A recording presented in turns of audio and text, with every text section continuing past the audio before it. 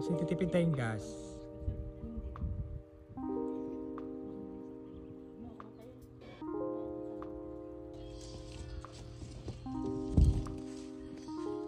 Three, two, one, and go.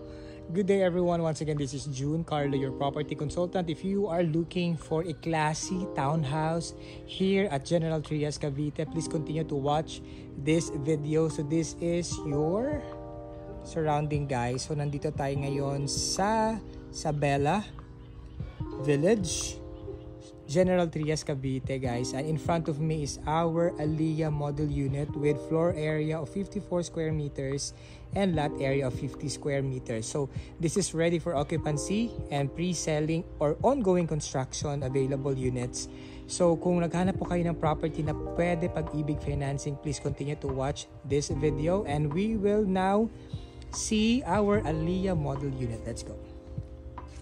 So ayan, guys. So ito po ay may one carport and you still have a mini garden, no? So i-check natin yung loob.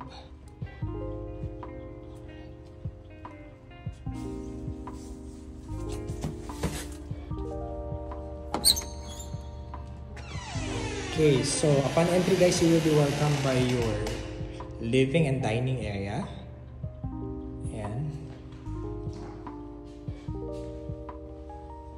And meron tayong kitchen sa labas and also your service area.